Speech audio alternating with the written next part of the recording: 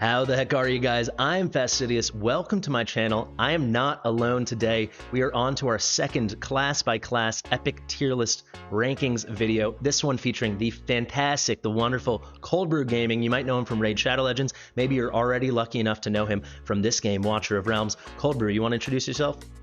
Hey guys, I'm Coldbrew. Many people who play Raid might know me already. I've recently just started playing Watcher of Realms, about 52 days of logging in, 50 days of logging into the game. I'm really enjoying the game, the challenges that it has, and I'm starting to get into making more guides and stuff on my own channel, trying to make more end game stuff at the moment, which is things that I'm trying to push myself. But I should really drop it down and try to make the newer guides for newer people out there, slowly but surely. And now that I have the access to the test server as well. So yeah, my channel is like everything at this point, but I am enjoying the process for sure. Awesome. Cool. Well, thank you so much for being here. We're really happy to have you. So guys, you can see behind me already, we've got the tier list pulled up. We did Fighters with Ronaldo Plays. Catch that. We'll have that in the description if you missed it. But today with Coldbrew, we are doing Marksmen. So without further ado, let's hop in and let's start. I hope you don't mind. I'm going to take this first one, Coldbrew, because this is my absolute favorite. I'm sure everyone knows her. If you watch any of my videos, you know her. I love Brienne. So let's head over here. She's a joint faction member. She's a watcher and a piercer. I'm not going to break down all these kits, just a heads up, guys. We're just going to give like a deep review, but we're not going to break down skill by skill because we really want to focus on where they excel in the game, not those little minutiae. So with Brienne here, you know, the amazing thing about her is really going to be her basic and her ultimate. If we focus on the basic, she's going to do extra damage to airborne units, and they're going to take an extra hit. So this goes up to 110% damage. That's 220% damage when you skill her up against aerial units. And the way you're going to use her is specifically in, you know, air enemy combat, right? So the anti-air arena, and then of course Gear Aid 3. She also then kind of has a hybrid kit where she does these 6 waves when you skill her up of these really potent AoEs of these arrows with this piercing damage. She's just awesome. You can see here, guys, anti-air bonus, split attack. She's got this little split attack here on the passive auto. And then finally, if we go to her awakenings, we're not going to shout out awakenings for necessarily every champion, but Brienne has amazing ones, but specifically this A1, this enhancement where you get 30% penetration on the ultimate. Penetration, guys, is super powerful in this game, so do not sleep on it. Do not sleep on Brienne. Anything you want to add there, Coldbrew? If I'm being honest, I have a Brienne Awakening 5, and I've only used her in Gear Aid 3 and realized, oh my god, where was this champion all this time? Because I was using Tauriel, now called Idril, and Maul basically for most of the things that I was trying in terms of epics. And once I read through Brienne's kit, I was like, wait a minute. Wait a minute. Honestly, I always liked her, but I'm kind of with you because it wasn't until viewers are being like, why do you still have Brienne at 50? Like, why have you not 6-starred her yet? Because she was my, like, if you guys don't know, you get like, and it's actually very relevant, so let me talk about this now. Maybe you know, Coldbrew, or maybe you don't. You get like 1 of 4 Pokemon epic marksmen, I like to call them. So it's basically like a starter marksman you get. So it's going to be an epic between Idril, or now a Tauriel, or now Idril, Tazira, Brienne, or Theowin, right? So my starter was Brienne, and I used her a lot, but I just kept her at 50. But I was kind of the same boat as you. It wasn't until I started really pushing Gear Aid 3 that I was like, oh my god, she is crazy. So we'll break down the little rankings we got here first. So for unique abilities, guys, we got that double hitter for air units on her basic. She's a hybrid. She's got a bit of AoE plus single target, and then she does that crazy burst damage on the ult as well. It's just boom, boom, boom, boom, boom, really strong. So I'll take you through the rankings we came to very quickly now. So for Gear Aid 1, we went and gave her a C+. She's usable with the AoE, but she's going to fall off a ton into the end game. Gear Aid 2, she's technically usable, and guys, if you see a dash, that's where we think they're unusable. If you see a D, it means they're technically usable, but they're no good.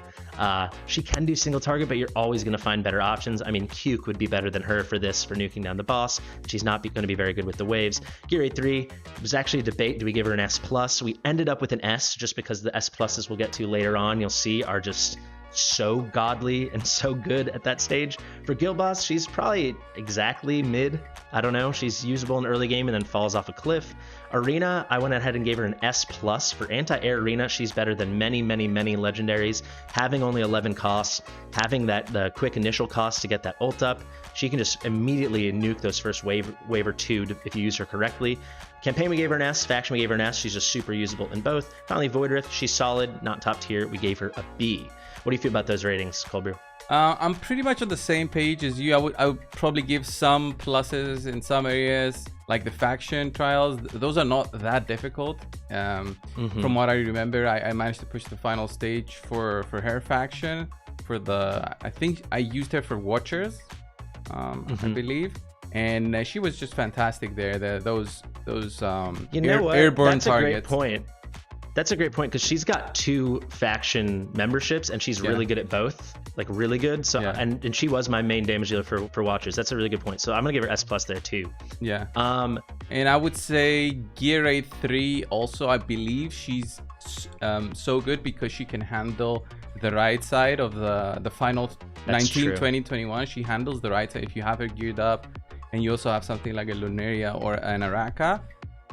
You can get that extended range and hit on the right side airborne targets that are moving down towards your the Nexus thing. So she's very good for that point because of her low cost as well, and that extra damage that she does. She's fantastic for that part, and that's what I'm slowly building onto. It's just that the gear that I have is that's the problem. Is the gear is the problem in the game. The heroes is one part, but the gear is even bigger problem. No question. And then you sometimes can't advance the later stages for the better gear without the heroes, and it's kind of the snake eating its own tail kind of thing. Yeah. I will say for Gear 3, I ended up putting my absolute best gear on my account on Brienne, and she can actually, from the Nexus, nuke a whole side. So they start coming down, and the second they get into her range, if you trigger her ult, it's pretty sick. I do think we're going to keep her at S just because the 2 that we'll talk about later, I do think, especially into the very end game, are just absolute gods. So for an overall, I know what I would give. I'm thinking A+ here, but I would hear an S. So it's up to you. What do you think? Well, because you can't really use her in the other gear rates so much, I can't see how an S would be an appropriate rank. So yeah, an A+. I think I'm with you on that for sure. An A. Yeah. I think we're just gonna give her an A, but with the caveat, of course, that it is gonna be an A+ for Brienne. Yeah. All right, let's head on to Maul. Maul, I know you have him and I don't, so I think I'm gonna let you. I think I'm gonna let you take the lead here, if you don't mind. And I know a lot about him, but I'd love to hear from your experience. So Maul was one of the first 2 epics that I got in the game. I was so lucky with him, and once I realized his potential, especially the Awakening one, and as you go up, he just becomes better and better with Awakenings, of course.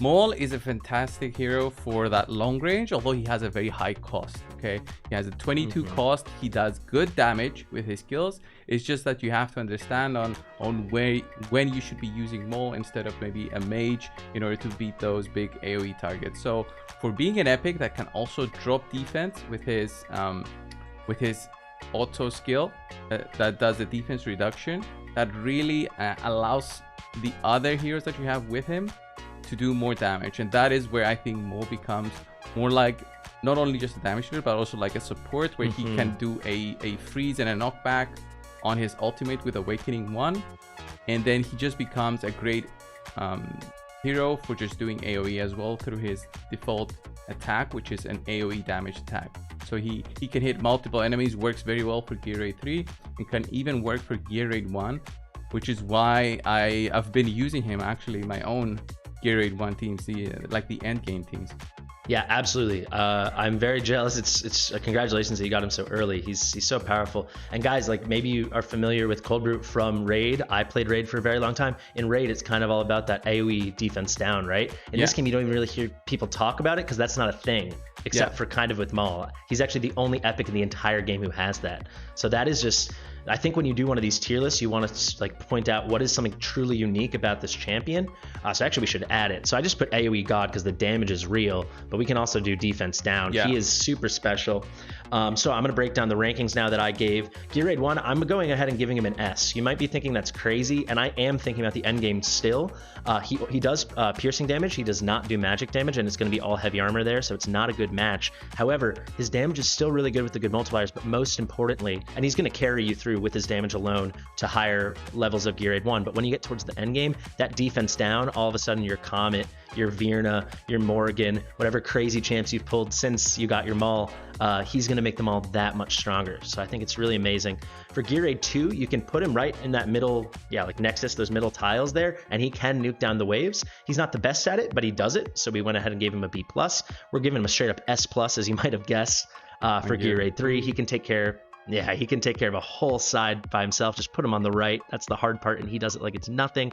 He does it even better, or at least as well as Nyx, who's a legendary champion. For Guild Boss, he does have AoE, but he does put down defense down, so that makes him instantly relevant. It's a very rare debuff. Him and Estrid are the only epic champions that can do it. Then he's got A+ in Arena because he's quite usable, obviously, for anti-air, but he's also pretty good for AoE. He falls off a bit when you get towards Overlord, of course, but with the defense down, is really good. Campaign, you can probably speak to that, right? Very, very strong in campaign as well. As you improve on him, you'll see how much difference he makes. No question. And then with the faction, again, this doesn't matter that much, but as a Northerner, he's a little out of place, guys. You can see here I made a column. Are they a Piercer or not? Unfortunately, some marksmen do not have joint membership in the Piercer faction, which definitely hurts them because they can't benefit from the Lord's skill. But he's one of the best damage dealers of any Northerner, so that's pretty sweet. And then Voidrith, he's probably one of the best we absolutely have here. He's pretty solid. What are we thinking for an overall? Oh, and I want to add one more thing, guys. Let's hop right back to the gallery really quickly. You heard Coldbrew discuss costs. Maul is a great candidate for A5 because at A5 he gets -5 costs. Is yours A5 actually? No, he's A3, and I don't need him that much to give him my my Awakening Runes at the moment. I have other epics in my mind right now, but eventually I would love to get him to that 17 cost. That is huge. That is a huge cost reduction and helps with a lot of strategies. No question. All right, so what are we thinking for an overall? I mean, this guy I think is almost as good as it gets. I would definitely rank him above Brienne just because of how useful he can be in Gear Raid 1. I've used him in my 119 team and in my 319 Gear Raid 319. So I would definitely give him an S, so higher than Brienne.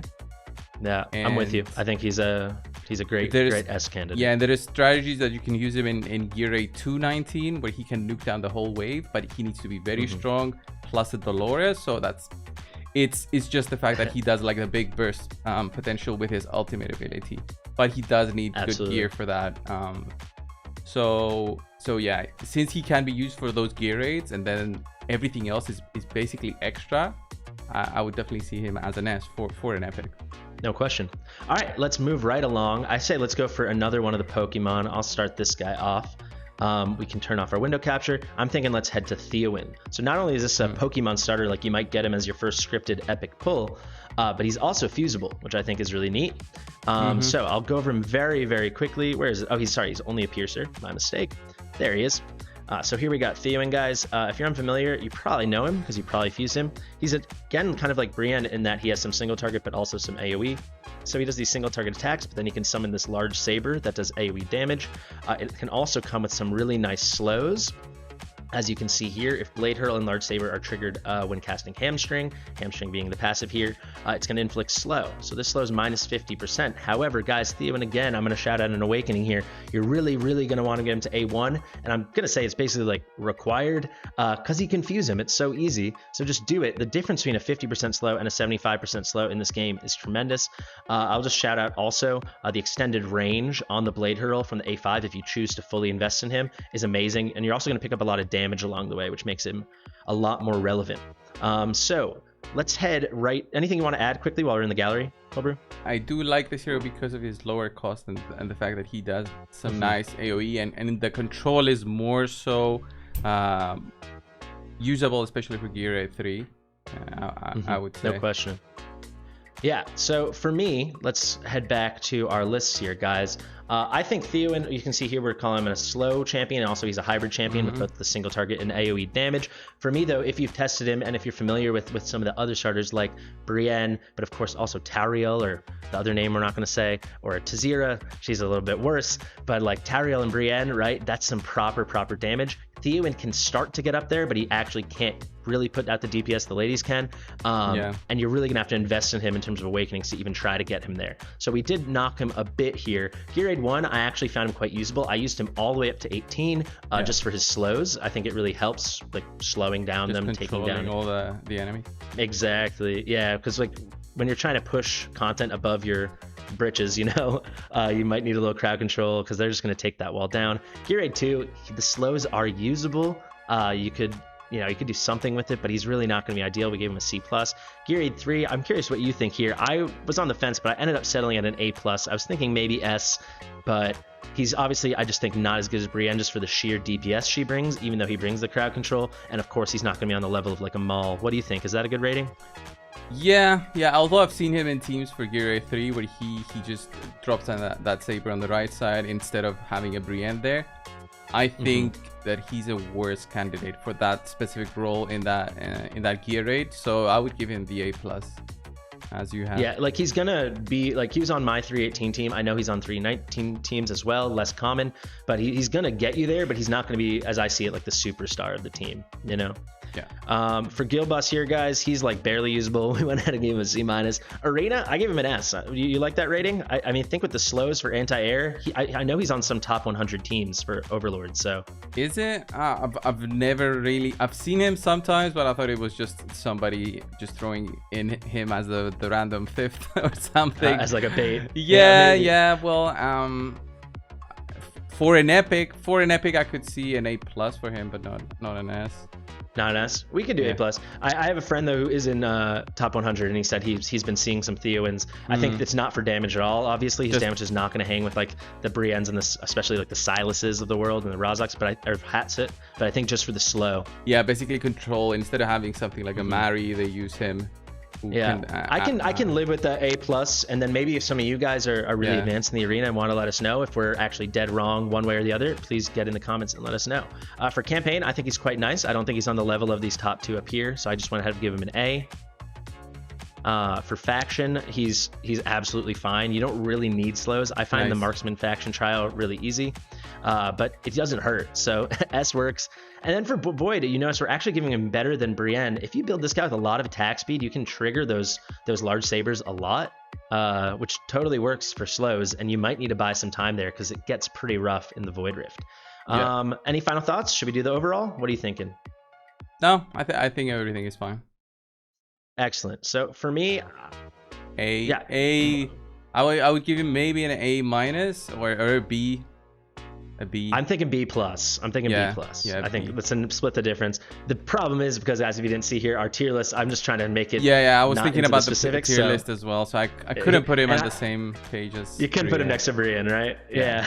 I thought the same thing. All right, guys, you might have noticed we skipped one here, and that is the poo-poo machine himself, Brunor. He is not good. I don't even. Do you want to talk about him? Which one of us is going to have the sad task of talking about Brunor? The only thing I've done with Brunor was just use copies of him to awaken him, and I've never used him in anything to get the psychic powers. Yeah, because I thought I might as well have him there. He might be interesting. He's sitting at level 40 at Awakening 4 on my account, but without any gear on. Like, I've never bothered with him because I just had so much better alternatives for the faction. And I'm talking about the legendary. I'm talking even about the I think you made.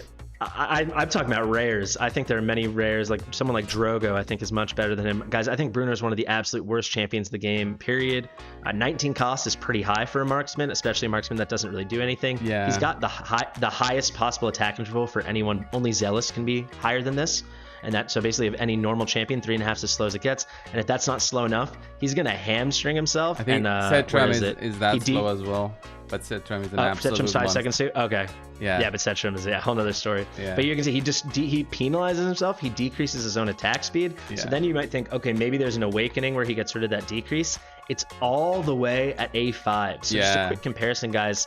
Imani, who, if you guys watch my channel, I use Imani all the time. She hurts herself. She weakens herself after her ultimate. However, at A1, you get rid of it. So you just need 1 awakening. But for Bruno, you need 5 to make him even start to be relevant. I will say the one good thing he has going for him is he's got this crazy attack range. I'll show you when it's leveled up. You can see there, it's like this, like the same, almost actually even bigger than like a Vortex or a Hollow. However, he doesn't really do anything with it because his moves suck, his damage sucks. I think he is the poo-poo machine. So I'll quickly read the things, and then if you have any bonus, you can let me know. But I think this guy's really straightforward. I did D's across the board, and you know what? Just because there's someone else who I might give a D, and I want to make sure everyone knows Brunor is the worst, I think I'm gonna give him a D-. What do you think? Yeah, I could imagine that. Although, you know, when we give these rankings, there's gonna be one comment that says, "Oh, I've used Brunor in Gear Raid 3, and he helped me all the way."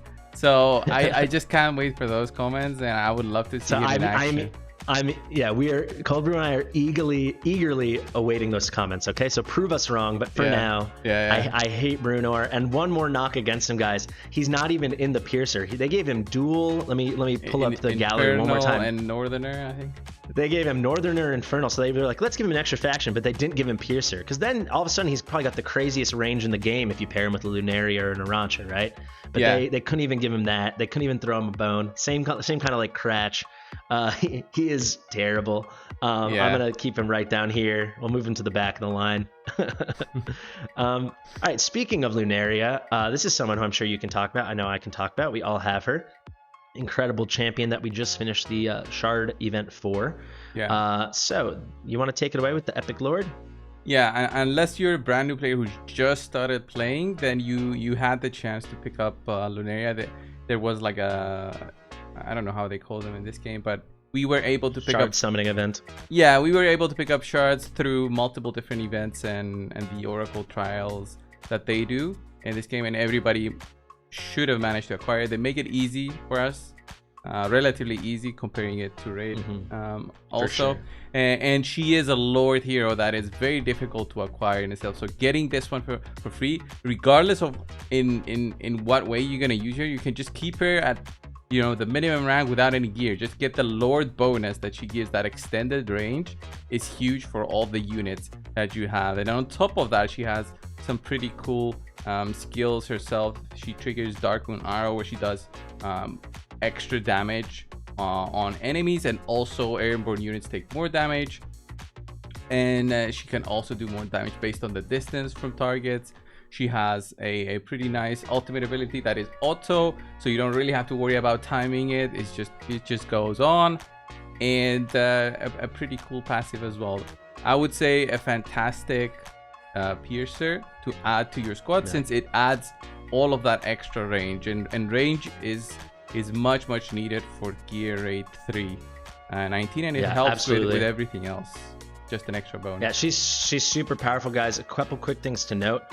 She is magic damage, and as of now, we do have Hex coming out this weekend who will also be magic damage, but as of now, she's the only magic damaging piercer in the game, which is, I think, the one knock against her. Her magic damage is pretty solid. I actually have her at A3 because I put a couple soul stones into her. She puts out damage, but for a lot of the content you're bringing her in for her Lord skill is where you have light armor units with really high magic resistance. So that is a knock against her. But guys, this one line of text, faction allies attack ranges are also increased. That's all you need to know. It is super good. She is the difference. It is amazing. She's the difference between being able to clear Gear Raid 318 or 19 and not being able to do it. And I think that alone makes her super potent. I'll go over my ratings really quick. So you see range booster Lord. We can also throw in magic damage. Why not? Magical. So Gear Raid 1, I've used her with good success in Gear Raid 1, at least up to 118, because she does have magic damage. She has like a little bit of splash at the end of it, so there's a bit of AoE involved. If I would say if you want to use her as a damage dealer, one knock against her, the reason I won't give her like an A+ probably, is you probably need to put at least 1, if not 3 awakenings into her to get the boost to attack speed she gets, and to get more out of the Darkmoon Arrow. Gear Raid 2, I mean, I'm giving her a C just because you could run her as a Lord and then bring someone like Silas, you know? So she is relevant in that way, but her herself, I think it's going to be mediocre. The magic damage will help a bit, but she really will be used just as a lord. But I mean, that's something. Gear Raid 2, I even thought of doing Gear Raid 3, excuse me. I even thought of doing like S+++. We're just going to leave it at S+ here, but you understand she's the god. Her and Aracha, it doesn't get better than that. You don't even need to deploy her exactly like what you said, man. It's so good. For Guild Boss, we're going to give her an A- because some people do run Piercer teams. You can do some crazy stuff with Silas. You can do some really cool stuff with Tauriel, as we're going to see. But yeah, really, Silas is just so good. So that we're going to give her an A- there. Arena, she's an S, because like you're going to use her for anti-air arena as the Lord probably, right? You're going to need that range. Right. Campaign, she's S+. She helps you reach those far-reaching people. Faction, she's the Lord. She's obviously an S+. Void Rift, Marksmen at this point are not the most important, and range isn't the most important, but it still is important. So we went ahead and gave her a B. What do you think about all that, man? I think it's a pretty fair, valuation for her. That the extra range that she provides is just another, rank on it in itself. That's why I think she's just so good. I would give her an A, but always, really? Yeah, I can't see like an S. The reason for that is that I've found use of other epics more than her, but again, I have the better Lord hero, which I've used. Okay. I've used her instead. But I swoop in. Yeah, go ahead. It's that I'm biased because I didn't find her as useful as everyone else would have had. Like I already had her. And then when the fusion thing came in, it was just an awakening for me. And I already had a rack. I was like, okay, it's fine. I get why she's good. I get why she's good, and I know why she's good. I just didn't put any effort into her because it would have been a waste. I think I have to put her S. Okay. I think what you said touches on why she's not S+ to me, because I do think if you compare like Wrath and Torador or something, Wrath does some pretty cool things Torador doesn't do. Right. So like even though Torador is better, Lunaria's damage and the things she does are not cool enough or good enough to ever use her if you have Aracha. So I think that's kind of what you're touching on. Whereas like someone like Pyros for Guild Boss might even be better than Twin Fiend until you get like an A1 Twin Fiend, right? Luneria really doesn't have that, but I do think as a Lord and as like the only reason why I could beat 318, I think she's got to get an S. Because especially since Gear A3 is like probably the most important end game gear dungeon. All right. Let us know in the comments if you guys agree. Is she an A or is she an S? Let's figure that out. Okay, we got 2 more Pokemon and we got another fish. Let's start with Tazira. Let's save one of the best for last. So let's start with Tazira for now. You can see I wrote her unique abilities as just mid. She's just got mediocre damage. We really don't need to spend too much time on her. I'll just start it off really quickly. Tazira is, and feel free to prove me wrong in the comments, guys, but Tazira to me is just, of the 4 Pokemon marksmen, the other 3 have something really special. We already spoke to Brienne. We already spoke to Theowin. Obviously, we're saving Tauriel / the new name for the end because she is just a goddess. Tazira just kind of has, she might trigger an extra strike. She might get a little random extra volleys. She might get some more attack speed. But even again, guys, up to 70 attack speed. You guys know I love attack speed. 70 attack speed, especially at later levels, might not even get you 2.2 seconds ticks. Yeah. How do you say this? It might not even reduce the attack roll by 0.2 seconds, not even reduce it by 2 ticks. It's really not that relevant. They say she's multi-strike. She's just mid. She's just mediocre.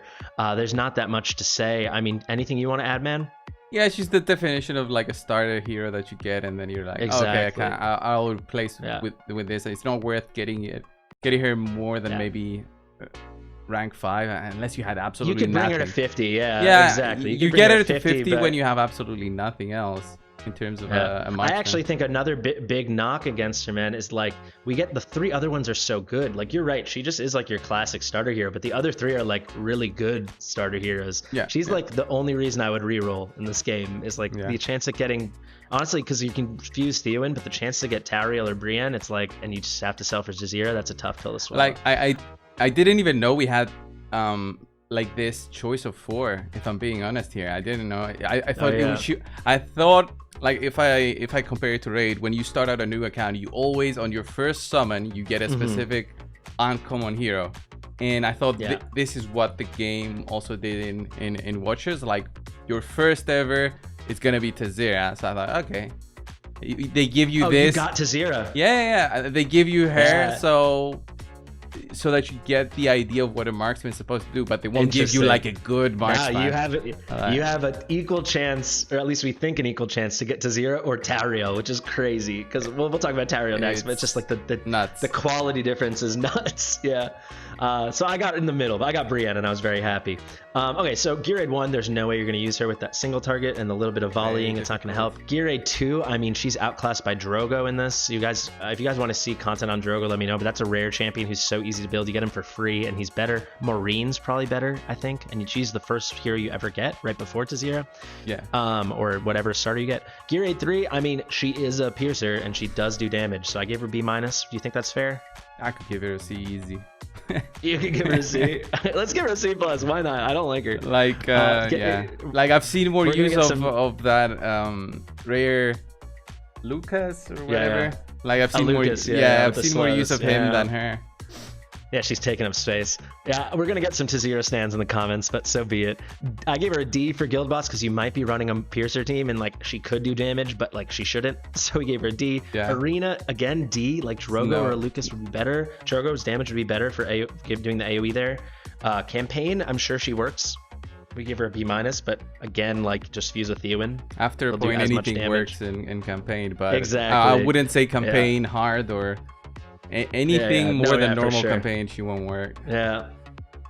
Faction, honestly, again, it's like faction's easy, so she's usable, but she's just not good. B+, and then Void Rift, some hard content. No chance you're bringing her in there. No. All right, Tazira, I'm giving her, I think, a solid C. I think I can't put her on the level of Brunor, but I'm just giving her a solid C. A C. She's a D? C. No, she's a C-. We can't put everybody in D. Like, okay. we gotta have some... I think I'm gonna leave her C just because I don't want like people that love Tazira and stan Tazira like tracking down where I live. But let us know what you guys think. All right. So should we quickly get the fish out of the way so we can save the absolute best for last? Let's get the fish out of the way and we can talk about. All right. Tell me about the fish, man. Tell me about the fish. He's great because he's needed for a fusion. So once you get him, you know you're one step closer. Great point.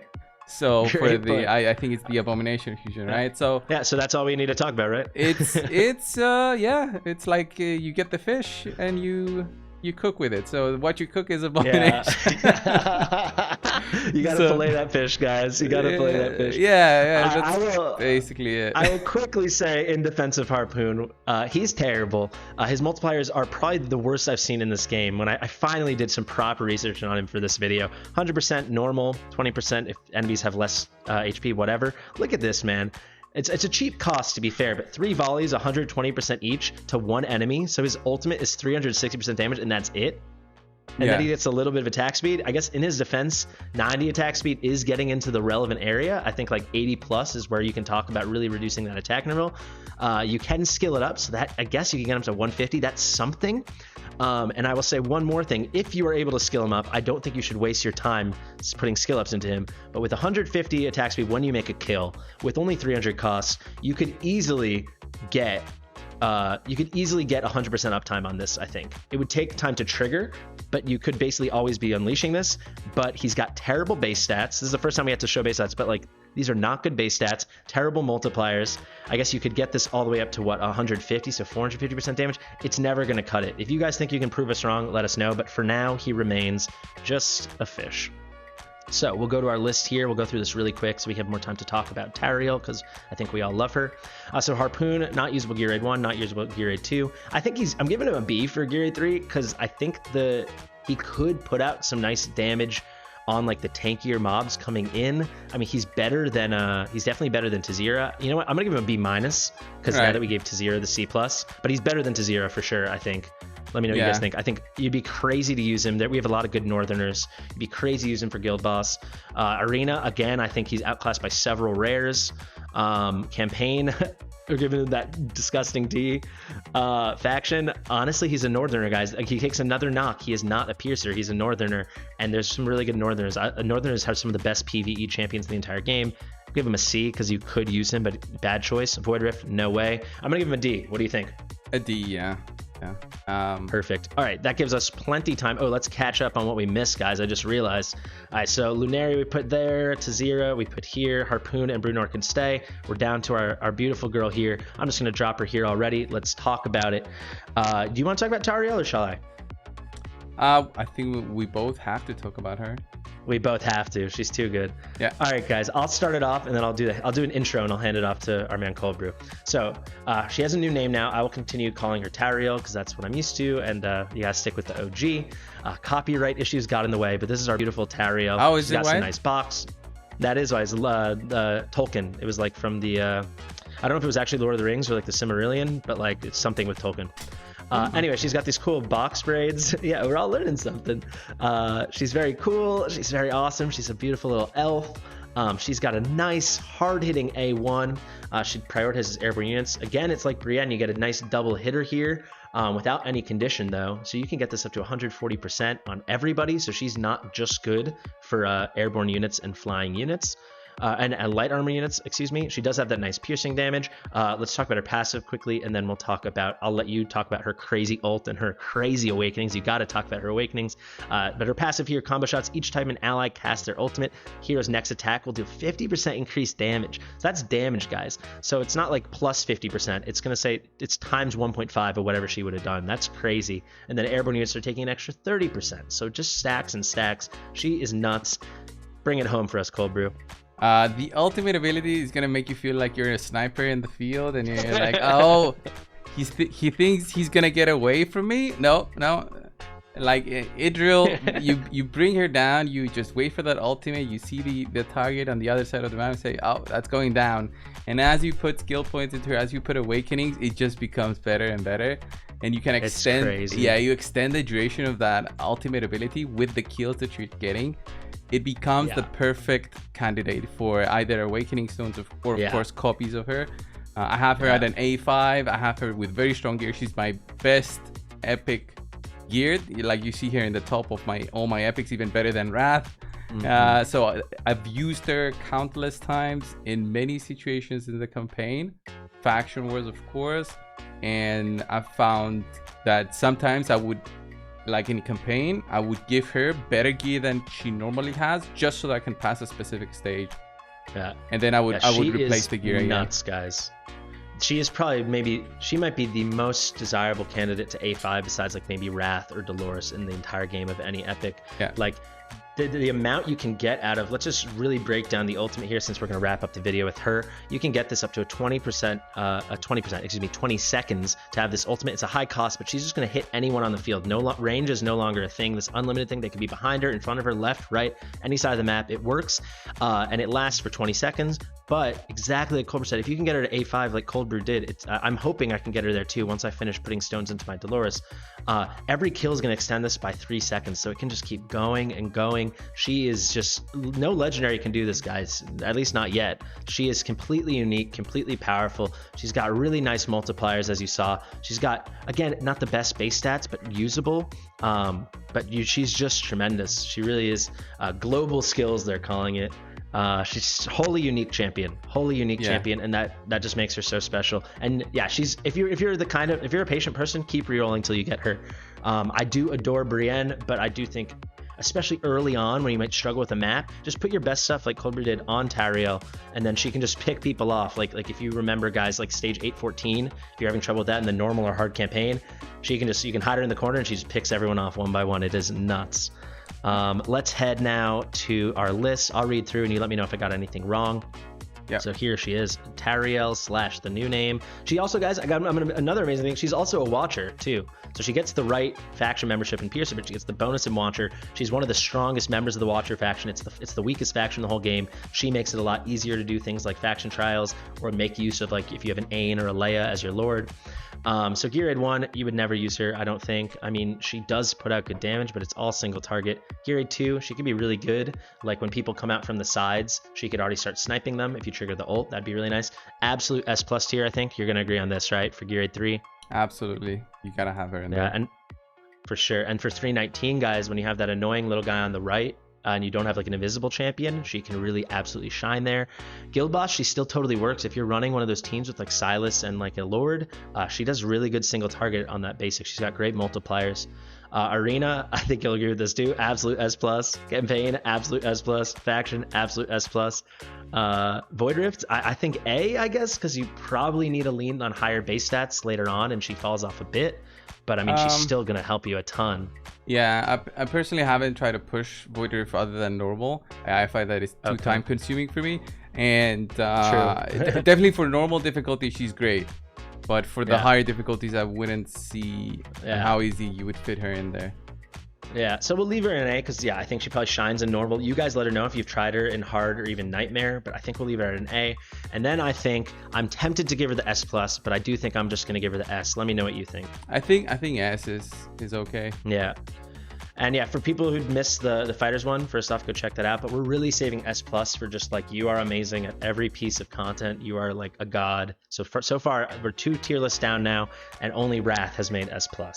So let's polish it off right here. Where did we put her? There she is, an S. So here's our final tier list, guys. Let us know what you think. Coldbrew, anything else you want to add? Just to make it clear about the S, at least for my personal, opinion, between Maul, Luneria, and Tauriel for the S, just to make it clear, if you've got an awakening to do Maul Awakening 1, so he gets the freeze on his ultimate, and then go for Idril and try to get her maxed out. Luneria can work, as I said, for the extension. I haven't used her as like a specific damage dealer to recommend giving her the awakening stones, but I would find way more use on Idril for getting that maximum potential out of her. But of course, you've got other stuff that can help you push. It's all based on your account in the end. Sweet. And then I just realized, why not put this in order? So I think I'll probably put Maul first. You can let me know what you think, just because I think he's the most endgame viable. Luneria at the end of S. Everyone else has their own tier, and then of course Bruno's at the very end, and the fish can go right before him. Yeah, Coldbrew, thank you so much. Yeah, thank you so much for joining us, and hope to see you again soon. Yeah. I hope people agree with us. If not, we'll see it in the comments, I guess. We'll see it in the comments. All right, guys. See you in the next one.